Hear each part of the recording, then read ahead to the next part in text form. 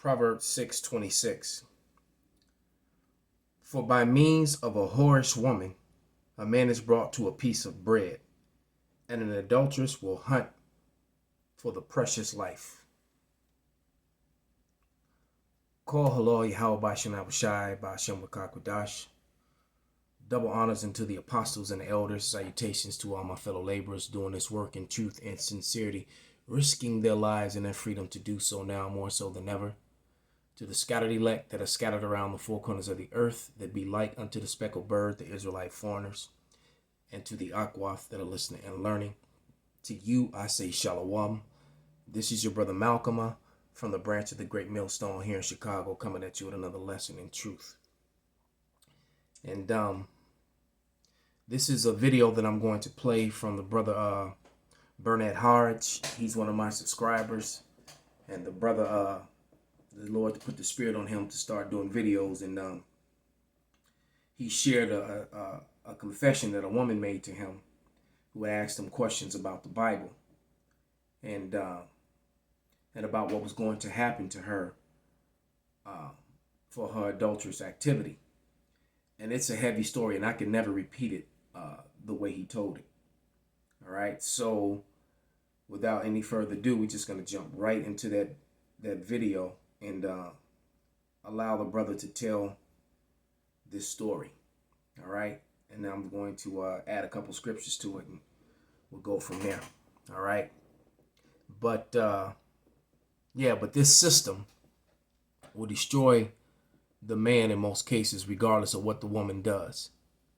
So in situations like you're about to hear, the woman still gets the house, the car, child support, alimony, and all that. And the man will still be demonized, all right, or left in a poorhouse to pay absurd amounts of child support, which isn't legal, by the way. You know, it's called Title 4D, and it's done under the color of law, and they violate a tremendous amount of civil rights in order to enforce it. But that's another story. But yeah, but let's get to it.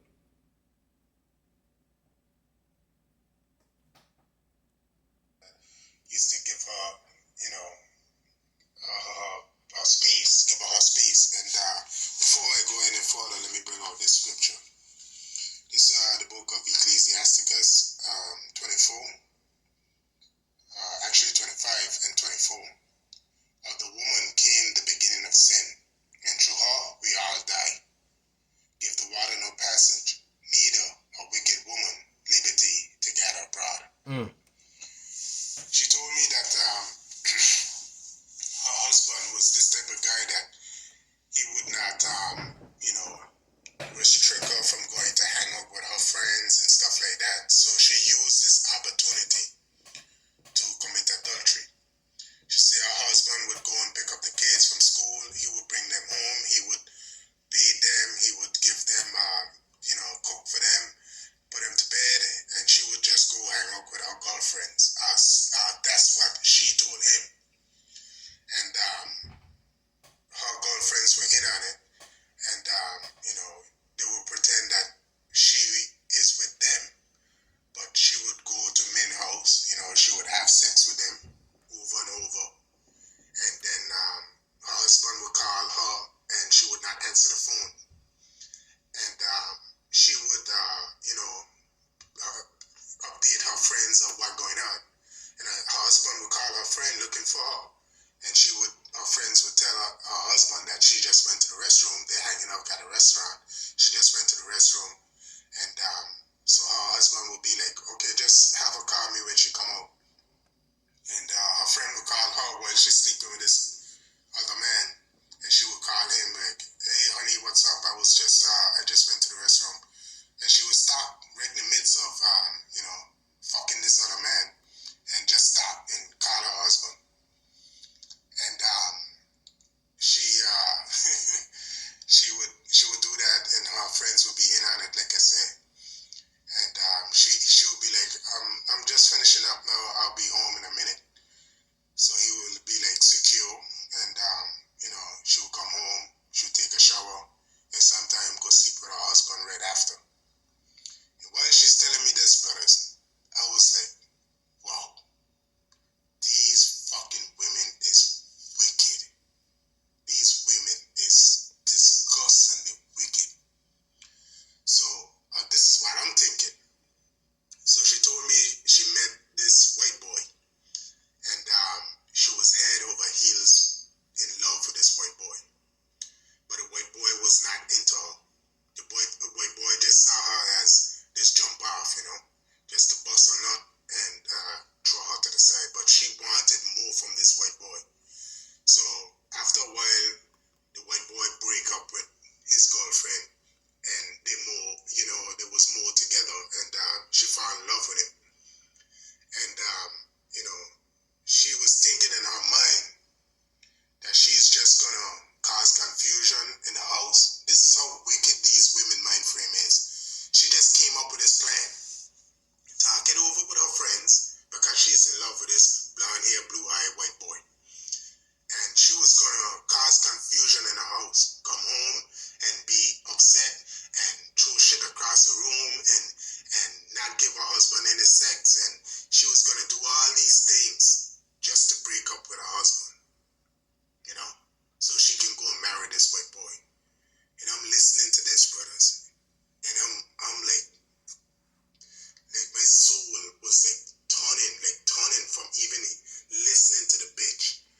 And she told me the white boy after a while link up with this white woman, and things didn't go as planned, and she didn't go through with breaking up with her husband to get with this white boy. So after a while, she said that a spirit come on her. This feeling came over her way. She just had to confess to her husband because she felt so guilty what she was doing to him. So she confessed to her husband, and her husband, cried. She said he cried. Her husband, she told me, was from Puerto Rico, and he turned blood red and started to cry like a real passionate cry.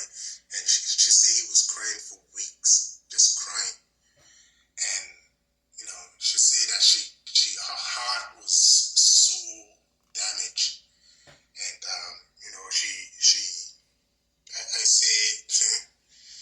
was there listening to her, and I was like, wow, you fucking women is wicked, and she started there talking, and she told me that eventually he just one day didn't show up. She came home, all his clothes were gone, everything was gone, and he left and just went. And now he's with different woman, and now she feel like she want her husband back, and she wanted to talk to me because I know the Bible, and she said right now she don't have the feeling to speak to no man. She don't have the feeling to have sex with no man, and she just want to know what is going to happen to her. I say, so after she was finished, I told her, you're going to be put to death. You're going to be put to death, and you're going to get a terrible, terrible death. So I read it. So, you know what? And he's right. The chances of her coming back from that are slim to none. Not saying that it's not possible, but it's slim to none.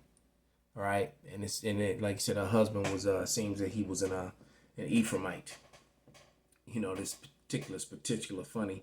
You see the one cat down there, with his mouth all around the sausage, and all the other sausages waiting their turn. But let's go right to the scriptures. And this is also Proverbs, 30th chapter and the 20th verse, and it reads, "Such is the way of an adulterous woman. She eateth and wipeth her mouth, and saith, I have done no wickedness," because they expect this after all that. All right? They expect this after all that, and to be treated some kind of way on top of that, as if they actually deserve that. See, this Western society has really screwed and turned things upside down. And there's a horrible judgment that's upon America right now. So many people died. Lots of people died in the fires out west. Lots of property was destroyed. And then you just recently had the storm of God, all right? The storm of Yahweh that just hit the south and the east coast and destroyed a lot of property and people. A lot of people died up in Connecticut, New York, and Jersey. A lot of destruction. Plus the economies and the draconian law that's coming down because of all these falsehoods being pushed as truth. All right. But this is Leviticus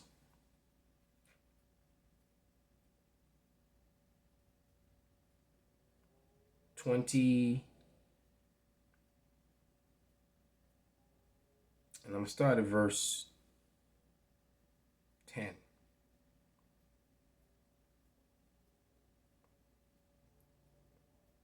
And it reads, "And a man that committeth adultery with another man's wife, even he that committeth adultery with his neighbor's wife, the adulterer and the adulteress shall surely be put to death.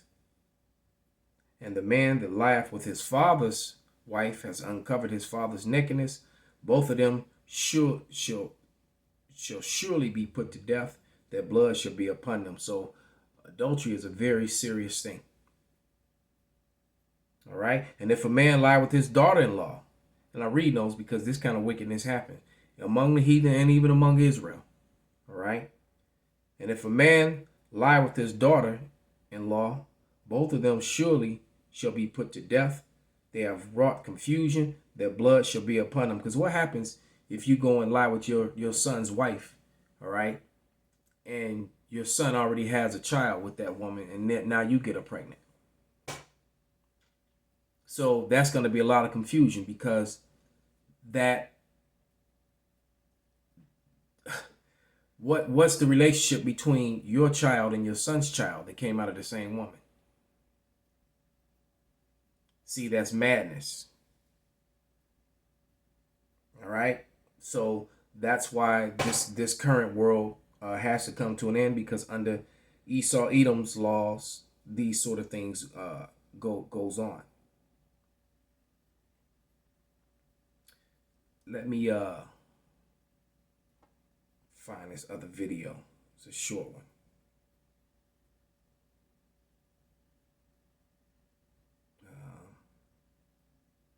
Yeah, because the Western woman, all right, after all this, mind what the kiddies doing, I don't know what they expect. This is madness. But here we go. I feel like I've given so many blowjobs in past relationships. There should be rollover blowjobs in relationships, like there are rollover minutes with T-Mobile. Like, I want to go up to my current boyfriend and be like, "Babe, I love you so much, but you have no idea how much head I give my ex." Like, doesn't that count towards us? Now, how the fuck does that count toward him? All right? Because you got the DNA of, all these sausages attached to your brainstem. All right? And this is how, a man could have a child with a woman and then be like, that can't be my baby. It looks nothing like me. Not understanding that there's so much DNA from her ex that his DNA is a part of her, and it's why the child comes out looking like him and it's actually your child. That's confusion. But this is what feminism has brought you. All right? Let's grab one last scripture, because this place has just got to go. My body, my mouth, my body, my holes, right? This is Sirach 26, and we'll start at verse 8. All right?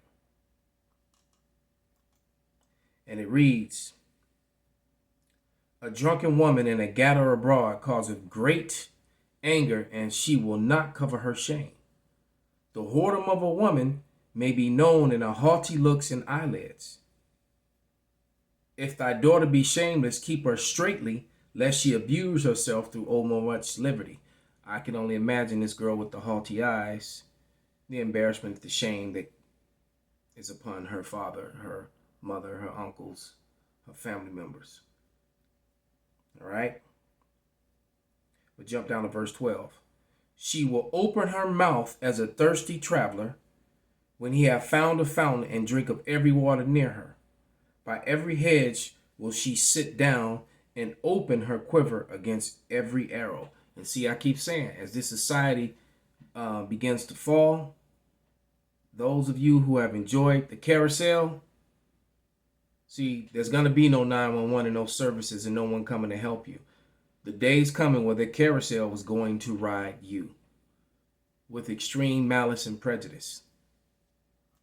All right?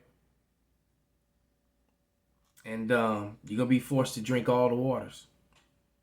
Call hello, Yahweh Bashim, I was shy about Shimba Kakwadash. Wa Ababa Ball. Shalom, Kwam Yasharala.